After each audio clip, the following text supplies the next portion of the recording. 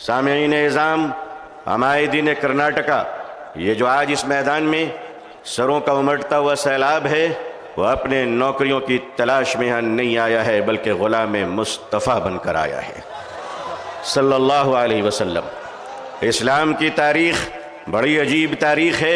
जब ये इस्लाम चला और आगे बढ़ा तो दार अरकम में मुट्ठी भर मुसलमान थे। मक्के के मुशरिकों ने कहा, हमारी तदाद के सामने इनकी हकीकत क्या है। इस्लाम आगे बढ़ता रहा। अबू जहल ने कहा, बढ़ने नहीं दूंगा। इस्लाम ने हिजरत की मक्के से और मदीने पहुंचा तो अब्दुल्ला बिन उबय बिन सलोल ने कहा, बढ़ने नहीं दूंगा। इस्लाम आगे बढ़ता रहा। यमन गया, शाम गया, कैसर व किसरा के सल्तनत में इस्लाम दाखिल हो गया। जालिम कहता रहा, आगे बढ़ने नहीं दूंगा। तातारियों के जुल्म की दास्तां ये कहती है कि उन्होंने सरों के मीनारे बनाए थे और कहा था कि इस्लाम को हमने मिटा दिया। दुनिया के जालिमों ने यह फैसला किया था कि इस्लाम के चिराग को जलने नहीं दूंगा। खुदा का फैसला था कि इसे हम बुझने नहीं देंगे। इधर आ सितमगर, हुनर आजमाए, तू तीर आजमा, हम जिगर आजमाए। ऐ लोगों, तुमने क्या समझ रखा है? हम जितने मुसलमान हैं उतने ही सीमेंटेड इंडियन भी हैं, उतने ही भारतीय भी हैं। हमें अपने ईमान की भी हिफाजत करना आता है, इस्लाम की भी हिफाजत करना आता है। ऐ भारत की धरती, याद रखना, अगर तुझ पर भी खतरा आया तो तेरी इज्जत को भी बचाना आता है। ये चाइना का बॉर्डर डोकलाम और ये कश्मीर से पाकिस्तान की सरहदें, ऐ भारत के नौजवानों, ऐ भारत के आर्मी जवानों, ये हिंदुस्तान का ये जियाला मुसलमान जिनकी माओ ने इनको गोड से का दूध नहीं पिलाया है, बल्कि इनकी रगों में हजरत टीपू सुल्तान का लहू दौड़ रहा है, वो कौम तुम्हें ये बताने आई है, वो कौम तुम्हें ये बताने आई है, ये नौजवान तुम्हें ये बताने आया है कि चाइना के बॉर्डर से लेकर अगर पाकिस्तान की सरहद तक, ऐ भारत, अगर तुझ पर कोई खतरा आया तो ऐ जवानों, हमें आवाज देना। खुदा की कसम, हम अपने जवानों को, नौजवानों को, मुसलमानों को कफन पहनाकर सरहदों पे पहुंचा देंगे। अल्लाहु अकबर, अल्लाहु अकबर, अल्लाहु अकबर। मगर याद रखिएगा, चप्पलों के बगैर तो हम चल सकते हैं। इन चप्पलों से कोई पूछ ले कि हमारे बगैर निकल भी सकते हो? आता है निकलना, आता है चलना। यह हिंदुस्तान हमारा वतन है, इस वतन को कल भी हमने बचाया। मुश्किल यह है कि 47 में बदकिस्मती से हिंदुस्तान का बंटवारा हुआ था। 2024 में लोग दिलों का बंटवारा करना चाह रहे हैं। हम इस दिल का बंटवारा होने नहीं देंगे। भारत के अपने प्रिय हिंदू भाइयों से मैं उनका आशीर्वाद और दुआएं लेकर उन्हें कहना चाहता हूं, हिंदू भाइयों, हम आपके बगैर नहीं, आप हमारे बगैर नहीं। हमारे और आपके बीच में ये तीसरा कोई लैंड ब्रोकर आ गया है, जिसकी ना बीवी है ना बच्चे हैं। ये जिधर जाते हैं उधर सताते हैं। लेकिन इनको बता दीजिए और साफ साफ बता दीजिए, कुत्ते वफादार हो ये बात तो सही है, मगर वफादार कुत्ते बन जाएं ये बात सही नहीं है। क्या समझ रखा है? All India Muslim personal law board, हमारे बुजुर्गान दीन अकाबरीन बैठे हैं। मैं आपसे सच कहता हूं, हमें अपने दीन की भी हिफाजत करनी है और अपने देश हिंदुस्तान की भी हिफाजत करनी है। अब मैं आपसे एक बात कहना चाहता हूं, आपके हमारे रहते हुए अगर कोई उड़ीसा के आदिवासी की कालाहांडी की छोटी सी बच्ची भात भात कहकर अगर भूखे 7 दिन में मर जाती है, तो मैं अपनी कौम से पूछना चाहता हूं, मालदारों, खुदा को तुम क्या मुंह दिखलाओगे?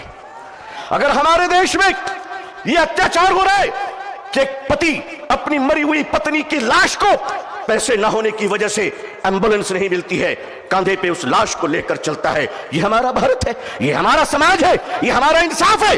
क्या हो रहा है इस देश में?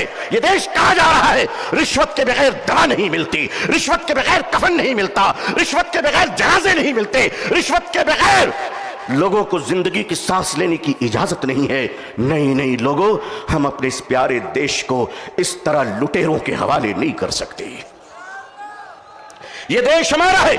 इस देश के पुलिस, इस देश की आर्मी, इस देश का जवान, ये हमारे भाई बहन हैं। जितने हमें अपने जीवन की परवाह है उतनी इनकी परवाह है। ऐ लोगों, ऐ देशवासियों, ऐ देश के हिंदू भाइयों, ऐ देश के मुसलमानों, वो दिन तुम भूल गए कि जब इस देश में कोरोना के जमाने में कुछ लोग थाली बजा रहे थे तो वो हम हैं जो थाली सजा रहे थे, भूखों को खाना खिला रहे थे। हमने क्या नहीं किया इस मुल्क के लिए? अरे तुमने हमें कुछ नहीं दिया, तुमने हमें रिजर्वेशन नहीं दिया, फिर भी हमने तुम्हें एपीजे अब्दुल कलाम दिया है। वो दिन मत भूलो, मिसाइल दिया है। एक बार मोहब्बत करके तो देखो, एक बार प्यार करके तो देखो। हमारे हर घर से तुम देखना शेखुल इस्लाम निकलेंगे, शेखुल हिंद निकलेंगे। देश की हिफाजत करनी है, इंसानियत और मानवता को बचाना है। हिंदू भाइयों को मोहब्बत के साथ उनके सामने उनकी अदालत में अपनी बातें रखनी है। वक्फ क्या है, वक्फ का तहफ़्फ़ुज़ क्या है? ये बिलीवर्स की चैरिटी है। वक्फ की जमीनें जो हमारे पूर्वजों ने, हमारे बुजुर्गों ने, हमारे पुरखों ने, हमारे बाप दादाओं ने एक चैरिटी की थी, मानवता के लिए, इंसानियत के लिए, लोगों के खाने पीने के लिए, लोगों को जीने के लिए। आज उस जमीन पे आपकी नजर क्यों पड़ गई? हम जानते हैं महाशय क्यों पड़ी है। इसलिए कि अब राजा देश नहीं चला रहा है, अब राजा रियल एस्टेट का कारोबार कर रहा है। लेकिन माफ कीजिएगा, ये वक्फ की जमीनें आज हमारे माननीय प्रधानमंत्री जी, अल्लाह उनको लंबी उम्र अता फरमाए, अल्लाह उनको अच्छी सेहत दे, अल्लाह उनको सही सूझबूझ अता फरमाए, अल्लाह उनका घर बसा दे, आमीन। आज आप कहते हैं कि हम खत्म करके रहेंगे, ठीक है। अगर लोकतंत्र पे शक्ति तंत्र का अहंकार चलेगा तो मैं भी अपने बुजुर्गों की जूतियों में बैठकर कह देना चाहता हूं कि हजरत, अब हम अदालत के दरवाजों पे भीख नहीं मांगेंगे। अब ये कह देंगे कि अगर संसद तुम्हारी है तो सड़क हमारी है।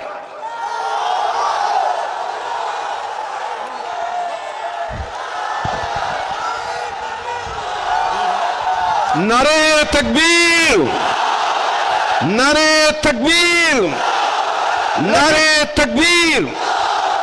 लेकिन जब मुसलमान सड़क पर चलेगा तो एक तिनका नहीं जलना चाहिए, किसी बस पे पत्थर नहीं चलना चाहिए। संविधान के अंदर, लोकतंत्र के अंदर अपनी आवाज को बुलंद करना है और इस देश के हिंदू भाइयों को भी प्रेम से अपने गले लगाकर अपनी बात रखकर इंसाफ की लड़ाई लड़नी है। ये देश किसी एक जाति और धर्म का नहीं है, हम सब मिलकर हैं और मिलकर रहेंगे इंशाअल्लाह।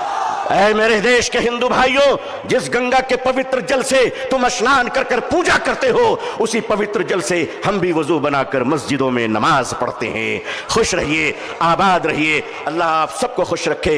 बेंगलोर की ये तारीखी सरजमीन, ऑल इंडिया मुस्लिम पसंदीदा बोर्ड का इजलास, ये तारीखी इजलास है जहां फैसले भी हुए हैं, तकहीर भी हुए हैं, जुरत किरदार और हिम्मत हक गोई का मुजाहरा भी हुआ है। अकाबिरीन की खिदमत में सैकड़ों सलाम पेश है, आपकी जुरत को सलाम है। लोगों तैयार रहना, अगर अकाबरीन आवाज दे तो अब अगर जिंदा हो तो जिंदा होने का सबूत पेश कर देना। अल्लाह खुश रखे। आखिर दावाना अल्हम्दुलिल्लाहि रब्बिल आलमीन।